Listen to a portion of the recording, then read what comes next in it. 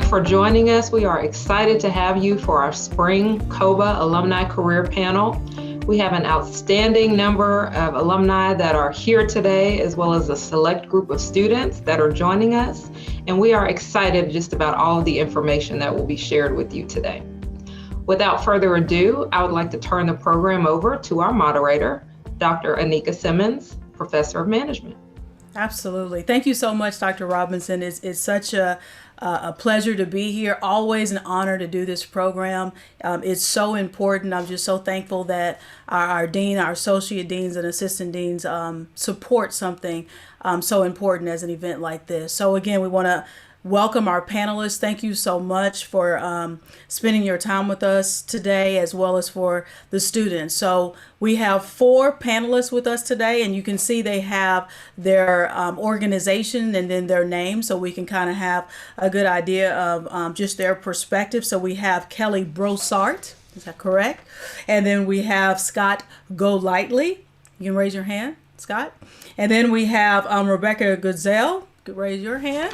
And then last but not least, we have Billy Williams. Please raise your hand. Okay, and so we're going to get started and just have a nice discussion. And of course, we've already discussed how you can chime in whenever you have something that you'd really like to ask. So let's start with this question, and I will start with Scott. So Scott, how did you or could you best use the academic years to prepare for success? So if you wanted to give advice to our students, what would you say to them is the best way to use these years that they're here with us at Sam Houston to prepare for a professional career?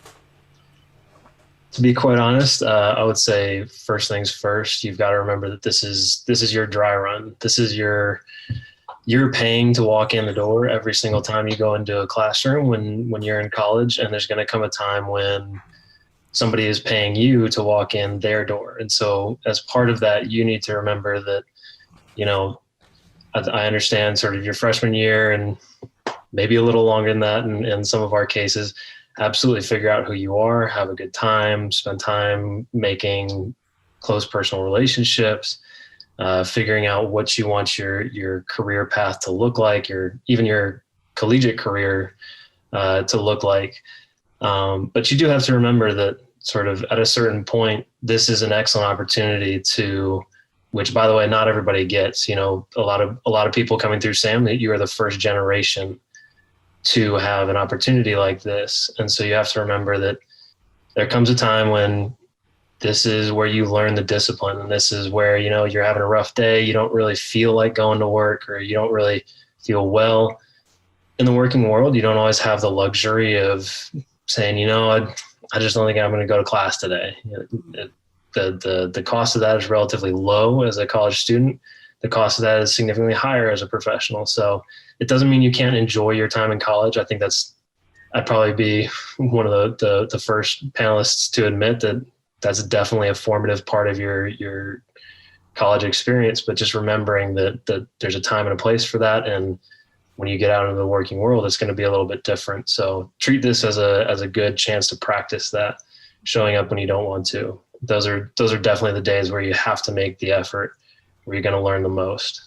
I like that, Scott. Thank you. I mean, it definitely, in many instances, this being in college is almost like a practice run for your professional career. Now, Scott, can you tell us a little bit more about yourself and just kind of introduce yourself to the students and the rest of the panelists?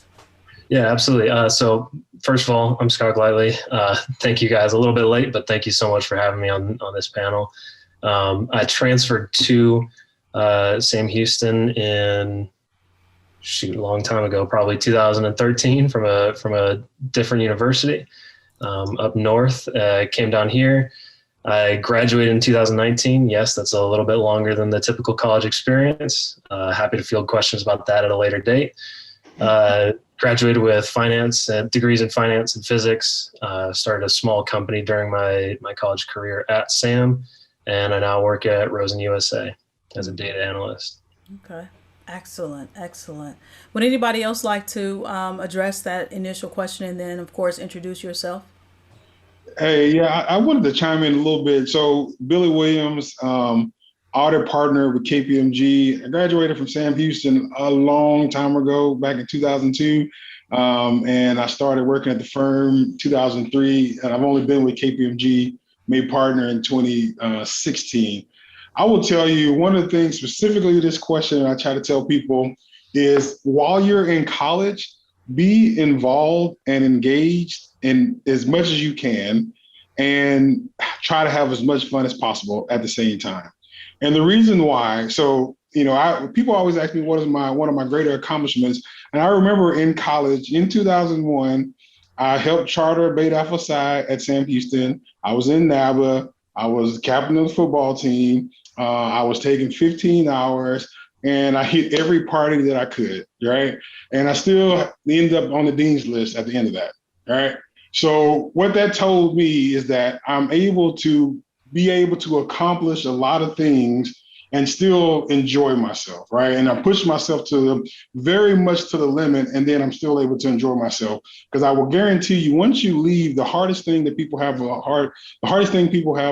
difficulty in adjusting to is work-life balance. And they end up blaming it on like the current job that they're in. They leave that job, go to another job, and still say, I have work-life balance. I think it's up to you to manage work and life. And the way you could do that in college is to literally be able to be as part of as many things as you can, continue to get your high grades, and at the same time have fun.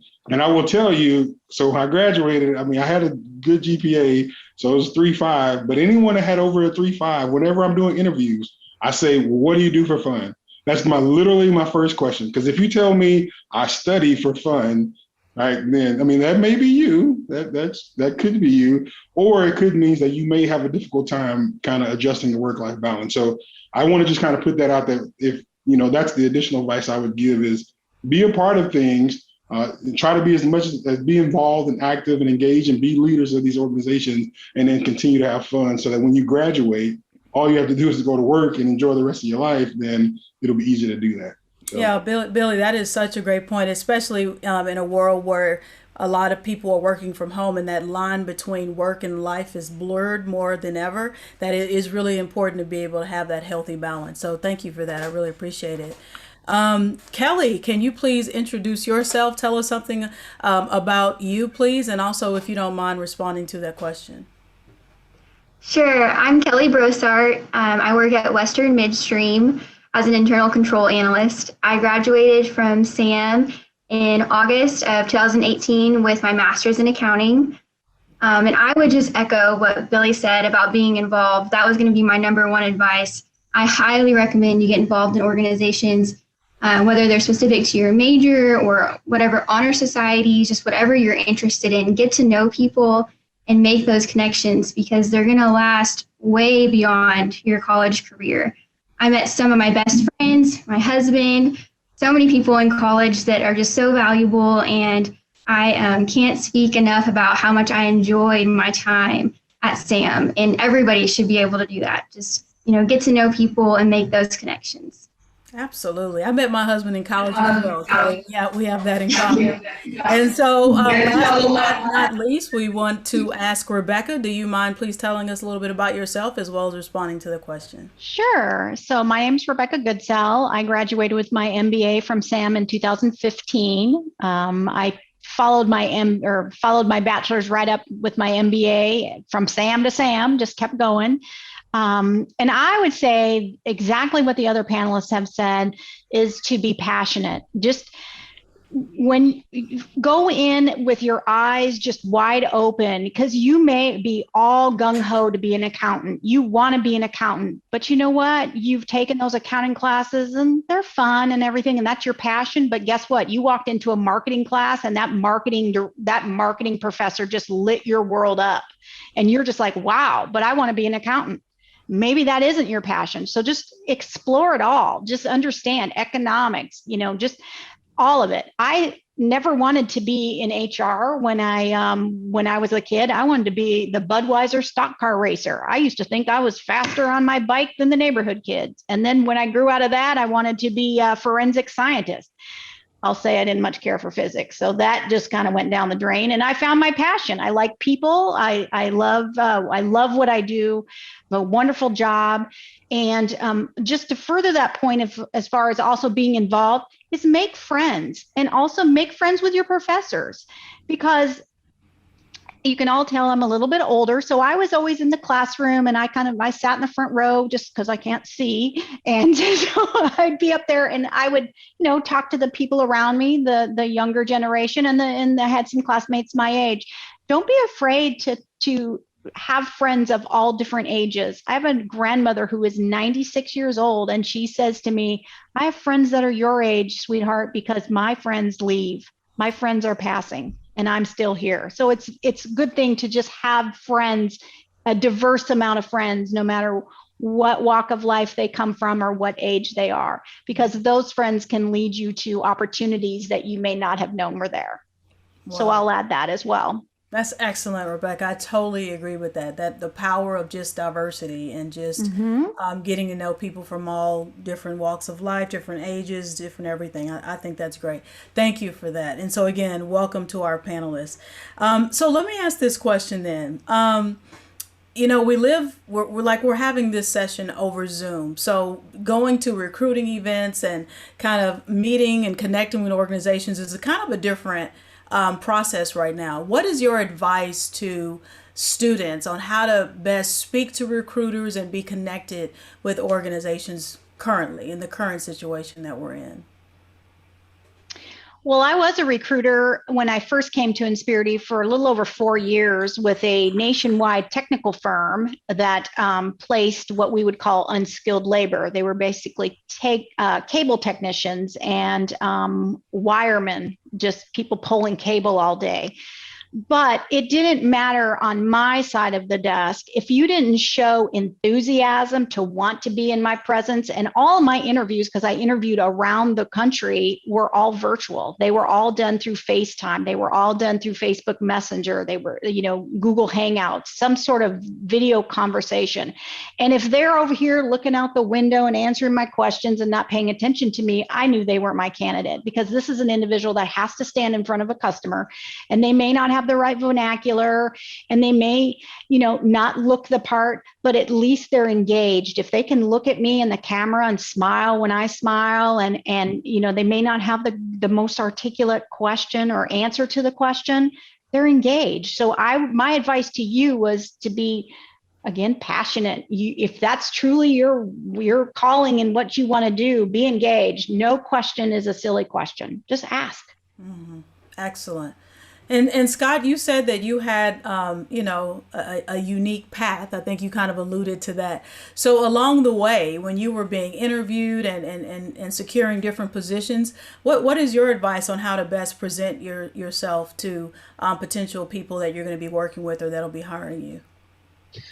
Yeah, I already mentioned that college was a little bit longer of an experience for me than it is for some, and obviously that comes with questions. There were no gaps in the resume, thankfully, but there were questions as to why 6 years as opposed to 4. And first of all, one thing that helps is make sure that there's a case to be made for why somebody's going to ask you a hard question to answer like that. If you've got an answer for why it's longer, have a good answer. If you've got an answer for why your GPA may not have been where you wanted it to be, have a good answer. The other part of that I think I learned as I gained experience being interviewed was definitely just to be genuine. And I know that a lot of people say that, but what I wound up learning from the woman who actually wound up hiring me at ROSEN, developing a pretty good working relationship with her, was that, every time some kid walks in and says, my greatest weakness is that I get lost in the details. I'm very detail oriented and I lose track of the big picture, but it makes me really good at the small minutia. At any one point in this country, particularly probably now when a lot of college kids are trying to get their career going, is that a rehearsed answer like that, they've heard that a couple of times at this point, and you're not fooling anybody, particularly when it's rehearsed to within an inch of his life. When you have all the buzzwords in there and you know how you want to convey it, being able to have just a conversation with somebody and being genuine and admitting that, you know, yeah, absolutely, there are things on my resume you're going to ask me about, but here's why you're going to ask me, and here's why even after I answer, I'm still going to be the candidate for you. Making sure that, I guess truly that boils down to interpersonal skills, but definitely being genuine and not trying to pull the wool over anybody's eyes. Mm-hmm. Own who you are, be who you are, and answer accordingly. Thank you, Scott. Yeah, I think I've read some research that being genuine and authentic is really something that the current generation really values.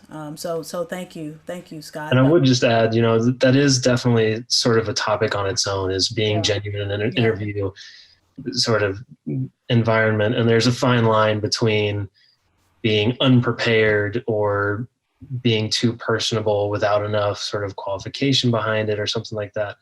But definitely just trying to find that balance. And obviously that's a much longer conversation. I did just want to mention, you know, definitely make sure you're preparing. I'm not advocating for going into these things blind. But. Yeah. No, that actually makes a lot of sense. Billy? Yeah, I want to just add one thing very specific to your last point, Scott. And again, I interview people. I've been interviewing probably for the last 10 years back at Sam Houston. And I try to tell people that very specific thing is that you really have to be yourself and you really have to be genuine, because if I interview someone and I hire them, I'm going to expect that person to show up. And it is very difficult if you try to be someone else and pretend to be someone else, and then now you have to continue to be that person long after that interview. You're going to have, it's called covering, right? You're pretending to be someone that you're not so that you can kind of portray yourself in a different way. And that makes it difficult and it's stressful to try to be someone that's not your genuine self. And I struggle with that my whole professional career of just trying to make sure, like, truly be genuine to myself. And I just kind of refuse to be someone else. And that's intimidating in and of itself, especially first time, you know, college graduate and my family and all that kind of stuff. And when I came out not having and knowing what kind of person they were expecting, I just had to struggle with myself before the interview. Do I be myself or do I be who I think they want? And the answer was I was myself, and then they hired me, and I've been comfortable being myself for the rest of my career. But I'll tell you, if you come in and again, you're pretending to be someone else, or you're trying to be this other person, this perfect person, then I'm going to expect you to be perfect all the time. So it's truly best to just be yourself, be genuine, so that I can make sure I'm hiring the best person. And if you being yourself fit in with the culture in which the company that's hiring you, it is the perfect match. But if they hire this other person because they think it fits his culture, then you're going to have to kind of pretend to be that person the rest of your career, and you do not want that. So I agree with that specific point on just making sure you be genuine, be yourself, and bring that person to the interview. Absolutely. And that just reminds me of Brene Brown again, of course. She's in her book, Dare to Lead. She talks about the courage that it takes to be vulnerable, because that's what we're really saying. When you come and you bring your true self, you're being vulnerable. There's not a mask there. So yes, thank you, Billy and Scott, for that. And Kellie, did you want to add anything? I would just echo the same thing. I think they hit it. One thing that I would also say is it always comes off better if you say what you're going to say with a smile. So, you know, that kind of shows you, and it helps other people be comfortable as well. Just kind of speak through your smile. If it's on the phone, you can hear it. Mm-hmm. If it's on the video, they can see it. So that's even better. So I think that also helps show you and show that you're happy to be there and joyful and just excited for what's going to come after that conversation. Excellent. Thank you. So you can see we've already got so much great counsel. I'm hearing something, but I'll say that makes me curious on whether or not you all have a mentor. So I want to know, Kellie, do you have a formal mentor or an informal mentor, and what's your philosophy on mentorship? I would say that mine is more of an informal. It just kind of grew with time. Okay. love that you can do both things. I think that one of our goals as a company is that we all have a mentor and somebody who we go to for career questions or in our field, or just to get to know. Even when you're first starting out, I've only been here about 2.5 years. So when I first started, I think it was encouraged that I find a formal mentor, and I was intimidated by that. Like, how do I ask somebody to be my mentor? But then it just happened naturally. And I think that's an awesome way to do it, because then, both of you want to be there. My mentor, I hope, enjoys talking to me as much as I do, talking to them and asking them things. At SAM, I had mentors too, just even as a student. If you're involved in organizations and you have professors who are sponsoring that organization, get to know them, talk to them, and share. If you're debating on what to do with your future, or you have all these options on the table, they want to help you. And they want to give you their advice because they may have been in your same shoes at one point. So I would just encourage you to, even talking to somebody, going to visit somebody's office hours may turn into something that you weren't expecting. Excellent. Thank you. Anyone else want to add to that? I promise I'm not going to talk for every one of these, but no, I would absolutely echo that. And, especially, I know a lot of people from Sam Houston are first-time graduates, and that was very intimidating for me coming out and when I first started. And it was important for me to get a mentor early. And I would encourage, I guess, two parts of that is I don't have a problem. I didn't have a problem asking someone to be my mentor. I do think I found someone that I had worked with, and I liked what they spoke about, and they gave me real candid advice. And because I was very rough around the edges, so they gave me real candid advice at one point, and I appreciated that, and I continue to ask for advice throughout my career. And she continues to be my mentor, and I followed her throughout my career. And then the other part of that is trying to get you. I do think it's important that you have a diversified slate of mentors. All right. Sometimes it may be easier than others. So, for me, when I started at KPMG, there certainly wasn't another 300-pound Black audit partner at KPMG. So trying to find a mentor that looked like me was going to be difficult. So it was important for me to identify people who look like me and who didn't look like me, so that I can mentor. So you can have a really good slate of advice and a good diverse thinking. And then you don't have to always take the advice, but it's important to get different perspectives in your career. So I would encourage that. Okay. Does Rebecca or Scott, would you like to respond to that? Sure. I have a mentor now that was assigned to me in my new role at Insperity. And this has just really turned into a great partnership. She is not in the Houston area. She's in Madison. The majority of my other teammates are there, and she's just a wonderful sounding board. But when I first came to Insperity, when I was in the recruiting department, I spent the first couple months just kind of watching people walk by and their interactions and just listening. I did a lot of listening, and then I just found myself navigating towards a lady who worked on the floor that wasn't necessarily in our department. She was in recruiting, but in a different area. She did corporate recruiting for Insperity. And so one day I just roamed into her office and I started chatting with her. And on my way out, I told her, I said, you know what, you may not know this, but I'm going to become you one day. And she said, well, what do you mean? And I said, you're going to be my mentor and you don't know it. And she just kind of chuckled. And once a week, I would just wind up in her office across the desk, just asking questions. And how did you do this? How did you get to be where you are? And really through that mentorship and that friendship, that's what helped me promote within Insperity.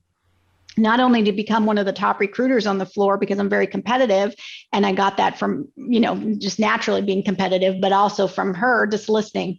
So it's just advisable to really, as Billy mentioned, just reach out and find somebody that you're comfortable with, that you feel you could learn from. It's a valuable tool. Absolutely. Scott? The last thing I would add, and to echo it, Billy said, for an introvert, I find myself talking probably too much on this. But I would say, don't confuse a mentor with an instructor.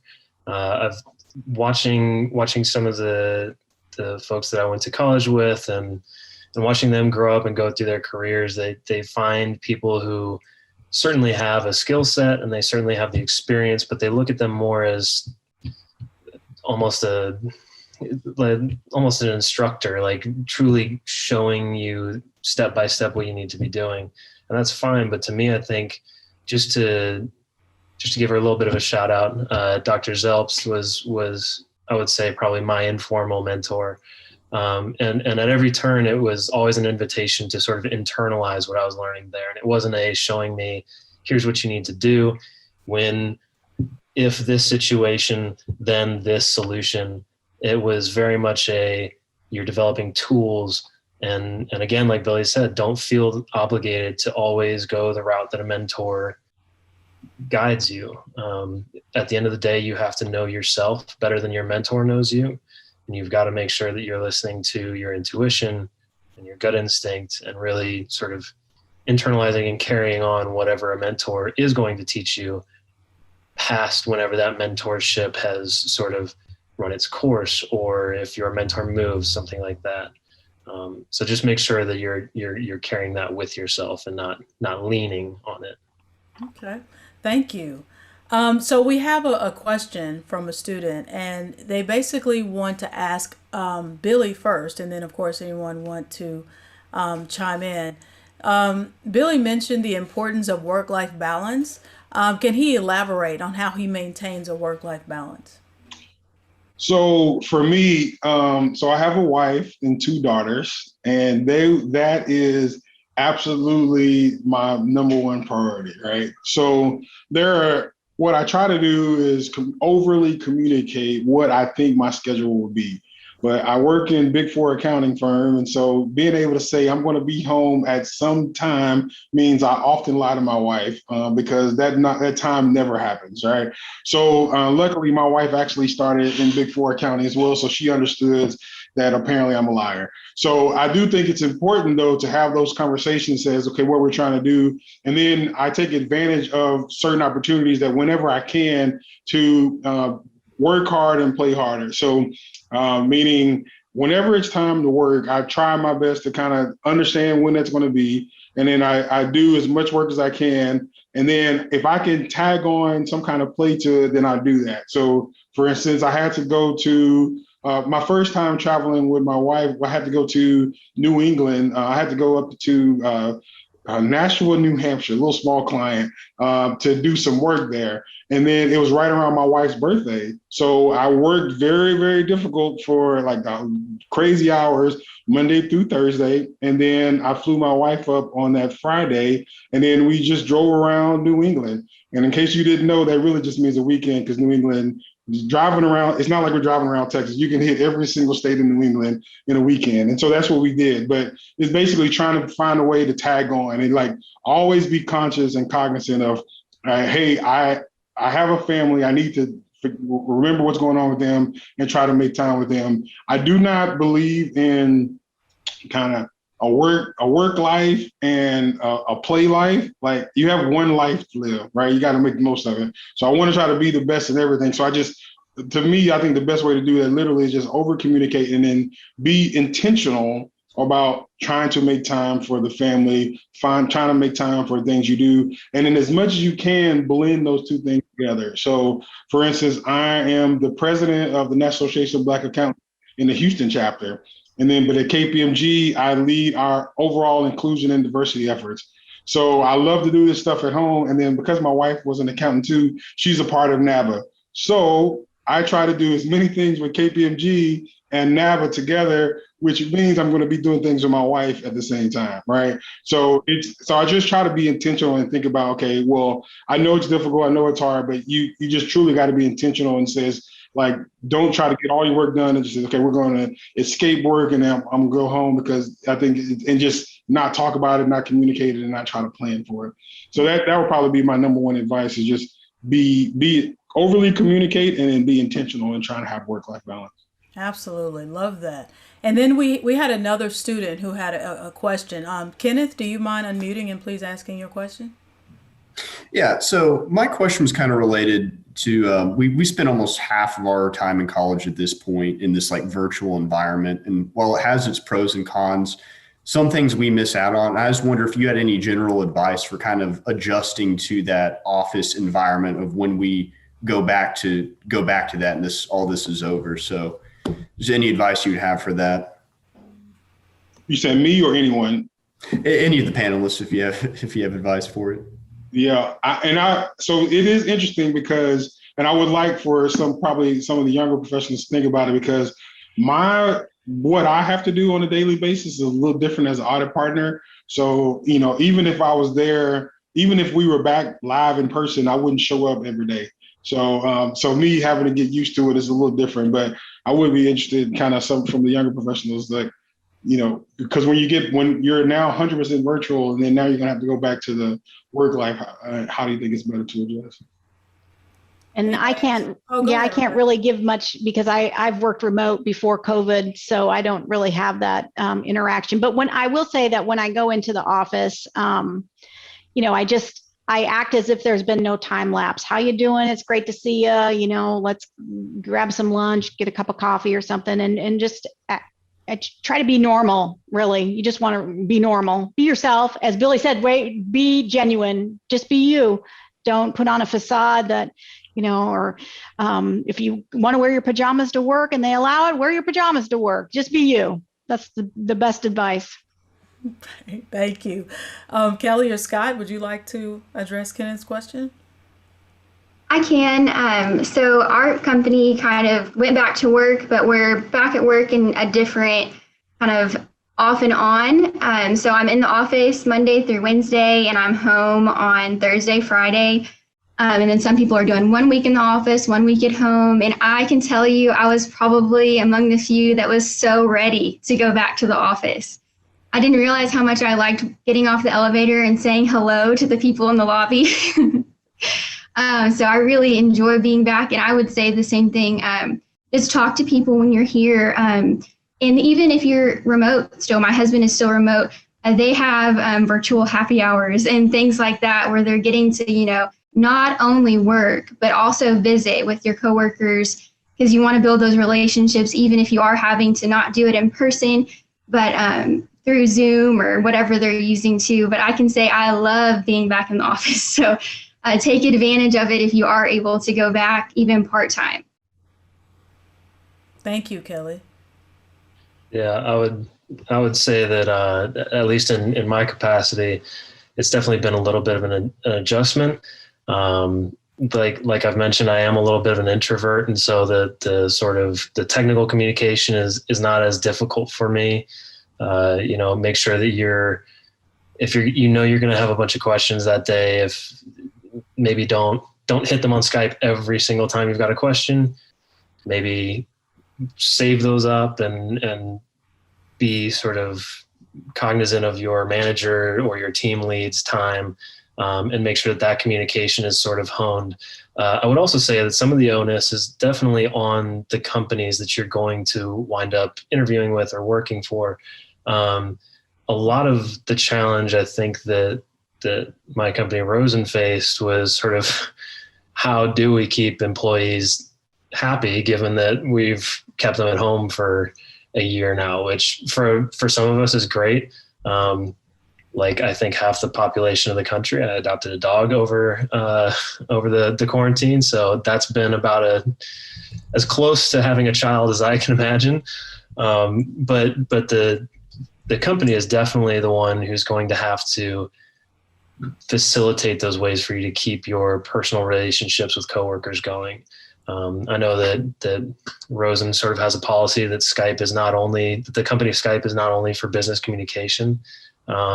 Make sure that you're just reaching out to folks that you would run into in the hallway at the office, just little things like that.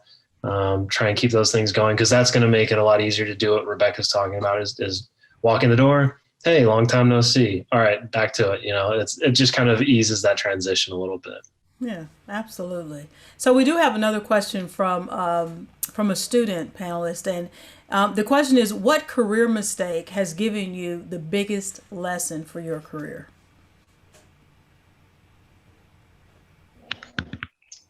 Just not exploring what truly made me happy. I mean, I was an executive assistant for years, and I thought I liked that kind of that nurturing, that whole, taking care of my boss and making sure everything was in order.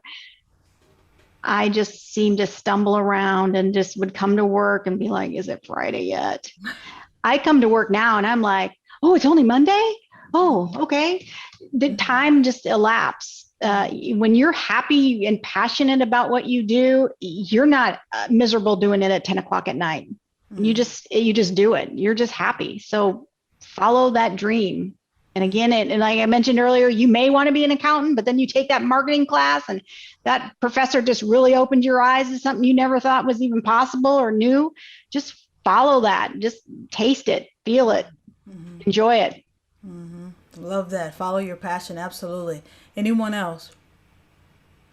Yeah, so I do think just kind of making sure you get to know your team, like getting to know the people, like who they are, how they interact, how they work with each other, and how you, and then as well as getting to know yourself on how you work.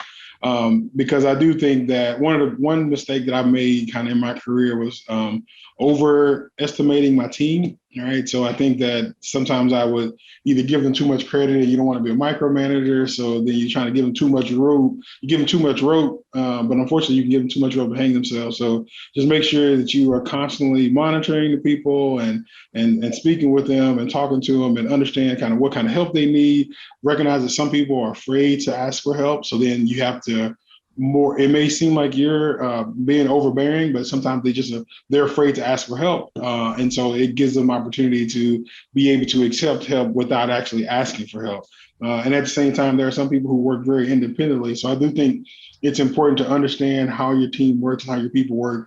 I think, I didn't have that mistake as much as a staff and as an associate, but when I became a manager, that was one of the I think I made early in my career, I made that mistake of not truly understanding how people work and thinking that, well, it's my way or the highway, which is definitely is not the case, right? So you have to figure out how to work well with all your teams. And I think the most important part of that is just truly understanding the people.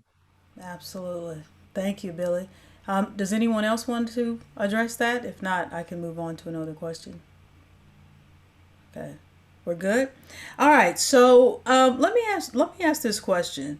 We've talked about mentorship. We've talked about following your passion and all these different great aspects of a professional career. But if you had to give a suggestion for a key resource for people who want to have a successful career outside of what we've already discussed, what resource would you say, or resources would you say would be really important for them to get their hands on or kind of delve into?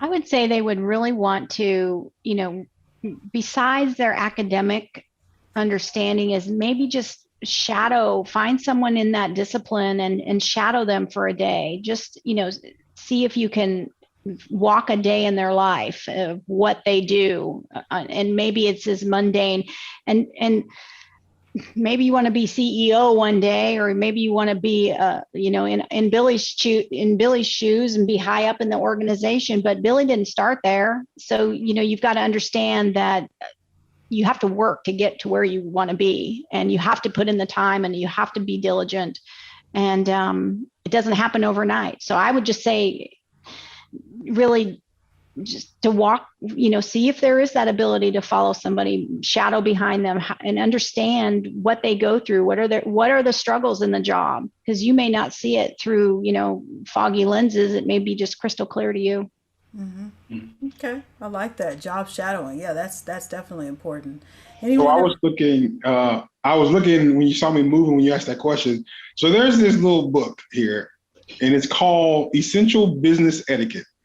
And this book is by Lou Kennedy. I went to Denver to meet one of my frat brothers who was a high executive when I very first started. And I was taking kind of two parts of this advice. The first thing Rebecca said is I was trying to reach out to someone who I knew was very successful and say, okay, what does it take? What does it need to be successful? And then he let me borrow his book. And then I read it on the plane ride home, and I realized every single business etiquette mistake that I was making and I'd only started with the company probably 6 months. And I realized every business mistake I was making. This is a very quick read. And if any of you need a resource, I literally pulled it out my drawer. Like I keep it here because I refresh myself every now and then. It's Essential Business Etiquette. And then again, I don't know any of your circumstances, but me never sat down for a formal dinner before I graduated from college, never, didn't know any white collar workers or anything like that. So didn't truly understand business etiquette whatsoever. This book was a godsend, and then I think it's a very quick read. So on top of, yes, talk to people who are successful, who are already doing what you're doing. But if you need to just catch up on business etiquette, I do recommend this book. Absolutely. Abdur has a question. Do you mind? Would you like to ask it, please? Sure, thank you. I wanted to ask you guys, networking is huge, especially nowadays that you can't interact in person with COVID being on Zoom is the only option, and LinkedIn. How many of you guys, or if any of you guys, had either landed your position or believe that networking played a huge role in your current career, role, or even your career at all? So I can answer for myself. I was sitting in a human resources class with a young lady who was expecting her first child, and just through conversation, I had mentioned to her that I was looking for an executive assistant position. Again, that was what I thought I wanted to do, continue to do. And she said that she, probably could put me in touch. And she said that she worked for a company called Insperity. And I said, oh, I remember when they were admin staff, I've tried to get in there several times before. And she said, it's very hard to get into Insperity. It's very, very hard. She said, but give me your information and I'll send it over to the corporate recruiters and we'll see what we can do. So just through that simple conversation with somebody who is 30 years younger than I am, sitting there just chatting with her, look where I am today. So again, make friends with all levels. I would have never known that she turned out to be a really wonderful person that she is today, and we're still in contact. Absolutely. Anyone else? Yeah, I do think it's important to network with your peers and speak with them, and then network when you start working. So when I was in college trying to interview, at the time, Dr. Robinson had just accepted a position with a Big Four firm.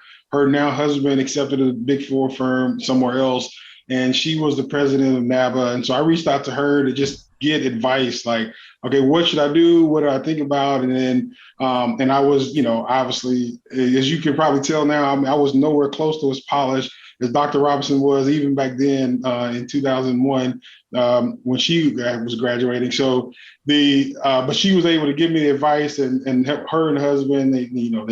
With that networking, and I've continued to maintain the network all throughout my careers. But that starting network is just to really help me prepare for the interview, like just talking and building that relationship and understand, okay, well, how do I talk? What am I supposed to talk about? What am I supposed to do? How am I supposed to dress? Like, I didn't know any of that stuff. So that was helpful. Later in my career, being able to network and you start getting synonymous with like the mentoring and the, getting sponsors. All of that happens through the networking. Right. So I did reach out to people, but sometimes I got exposed to those people because of the network that I was a part of. So I do think it's, as I grow through my career, I get exposed to a lot more people, and my network continues to expand. And then once I have this network, I start utilizing that network to help me. And then if we even fast forward a little bit further, now I'm an audit partner trying to go out and pursue new clients and new relationships. It is extremely important. It's very difficult to call someone and say, hey, you want an audit done? Like that's going to be very hard to do. However, calling someone that's already there that I know through one of my networks that I've known for many years and continue to maintain those relationships, then that makes it so much easier to be able to develop relationships that turn that like a casual relationship into a business relationship. And so expanding your network is really kind of, it builds on top of itself, and you can get so much more benefits through sponsorship, mentor, but also literally just for your career advancement as well. It'll be beneficial for networking. Okay, thank you, Billy. We have one last question from one of our student participants. And Zach, can you please ask your question? Yes, ma'am. I know y'all talked earlier about being genuine and yourself during interviews, and I was just gonna say, like, one of my biggest characteristic flaws that I have, that I for sure want to work on, and I was asking for advice for.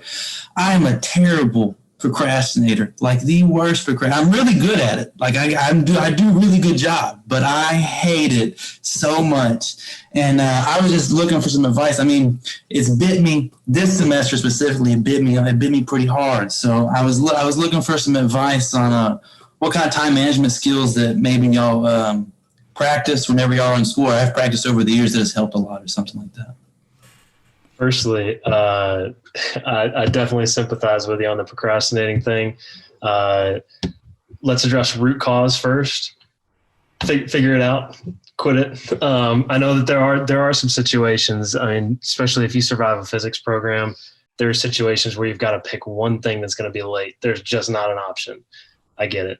But as far as addressing something like that, in procrastinating, you are going to learn things about yourself. You're going to learn whether or not you are good under pressure. You're going to learn what kind of things you are able to perform under pressure.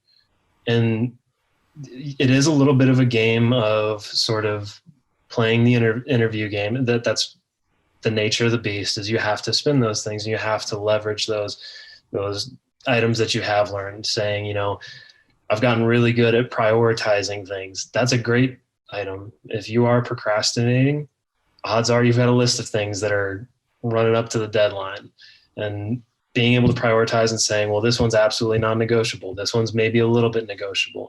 Figuring that out. Just try and find things that you're able to actually draw from procrastinating, and being able to sort of convert those into a skill. I wouldn't focus too much on how do you spin it for an interview. If you truly try and look deeply at yourself and figure out what kind of things you're doing while you're under the gun that are making you, as you said, sort of really good at it, pick those things out, leverage those. And then once you get rid of the procrastination, then you've got a pretty solid skill set under your belt. And that's something that a company is going to look for. Okay. Thank you.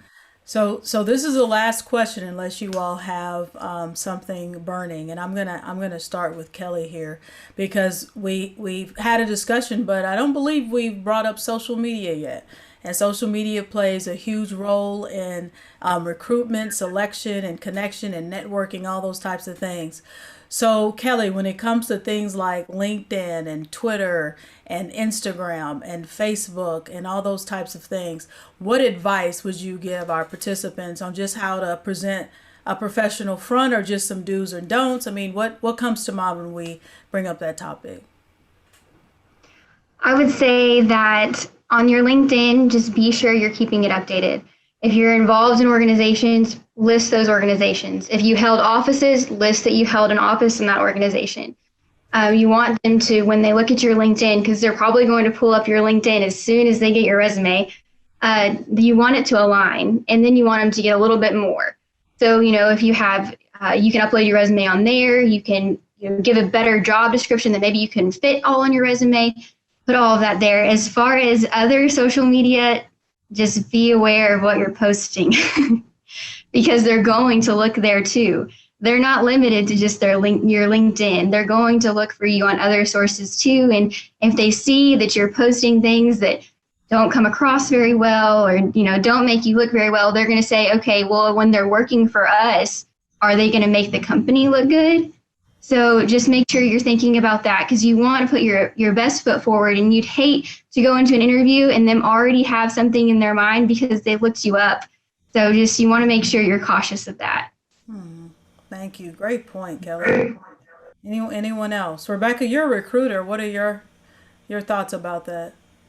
Well, I will say, first off, your social profile can haunt you. So you want to make sure that you scrub it. And even after you've scrubbed it, they can still find it. So my best advice, if you have some fancy words in the past, or you have, actions that you may not be proud of as you're growing into your adult life, make that profile private. Just lock it down to where it's only your friends or, and not viewable to any outside or sources.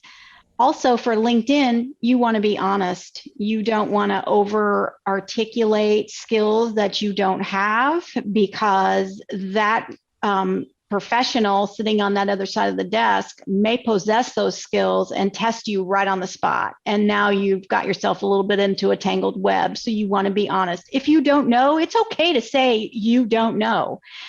There's a lot of things in my job I just don't know. And my candid response is, I'm going to find out for you, because it's only going to make me smarter in the long run, because I'm going to research it, I'm going to figure it out, and I'm going to let you know what the resource is or what the outcome is.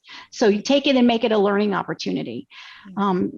Even on your resume, you don't want to over embellish on your resume either, because there's a lot of ways that they can check on those skill sets. And just, it's not even as traditional as picking up the phone and saying, hey, I see that, Billy worked for you and he says he did all these things, but it's just, are you sure? So you want to be honest. Thank you. Thank you so much. Billy, it seems like you might want to share something on this one.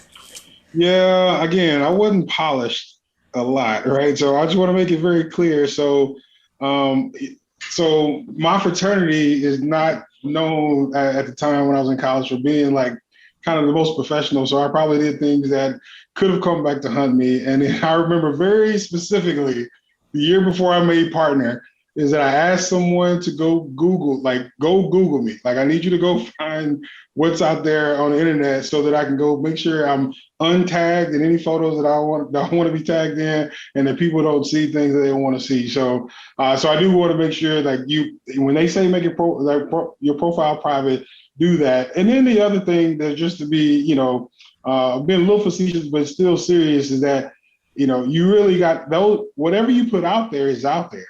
All right. So whenever you're thinking about also your friends list and what groups that you're in that you think you're private and you think you can post these private messages and things like that, you see over and over and over again people getting fired because of their social media, because they think they posted this to a website or somewhere people had their only views similar to them, and those views may not be popular to the public.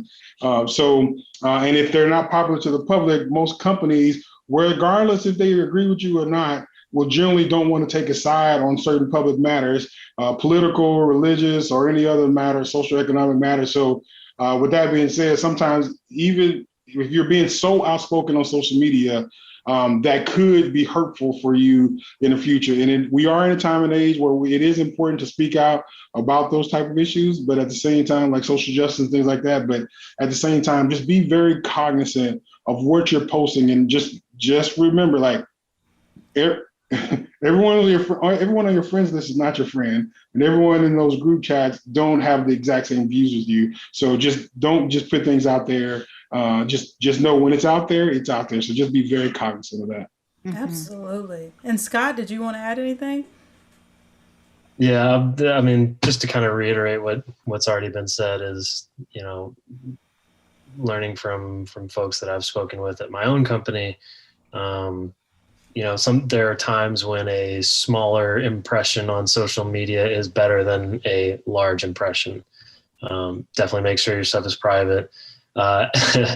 Even to this day, I still, when I was much younger, I was probably 10 or 11, and I think Facebook had just become a thing, and I signed up for one because everybody else in, what time was that, middle school, was doing it. And I left the page open on like the family computer. My mom found it. My mom didn't know what Facebook was. She thought I was in some kind of trouble or was going to get in trouble, and probably fair. She got furious about that. So even to this day, anything I like, anything I share, I always kind of think, what's my mom going to think about this? If she sees what I like clicked on Instagram, is she going to be cool with that? Just little things like that. Just especially at this point in your life, this is a very formative time trying to get a career off the ground. You're going to face enough challenges. Don't stand in your own way.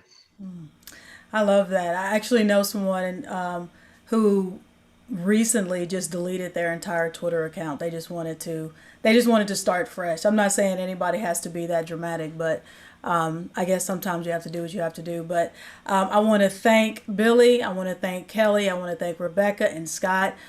Such great insight. I want to thank all the students who are here. I want to make sure for the students, let's make sure that we have subscribed to our business YouTube channel and that we're encouraging our fellow students to do the same. We have so much great content on there. I'm not sure if you had a chance to kind of browse through it, but I would encourage you to do so. And so with that, again, I want to thank the dean and the associate deans, our assistant deans, and Julie and everyone who helps make things like this happen.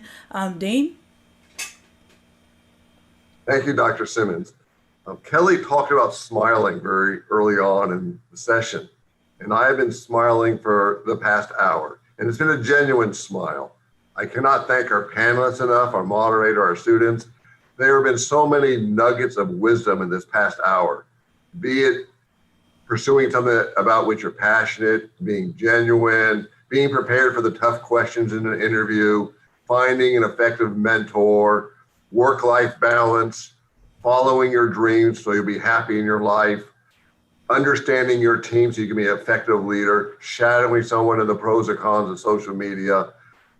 Our panelists just covered the spectrum of items that everyone here and everyone who views this on YouTube is going to find something that's going to help them move their career forward. So I cannot thank you enough. To our students, this is a great testament to you that you're giving your time to discover ways to build a foundation. And I'm going to leave with the challenge to our students. Hopefully in 3 to 5, 3 to 6 years, you will be one of our panelists giving advice to the students who will follow you. Once again, Dr. Simmons, great job as always. Thank you, Dr. Robbins, and thank you, Ms. Campbell, for organizing this. And our panelists, please come back and visit us on campus as often as you can. We miss you. Thanks, everyone. We'll end with Eat 'em Up Cats. Is that what we? Yes, Eat 'em Up Cats. Thank you, All right. everyone. Thanks for joining us. Goodbye.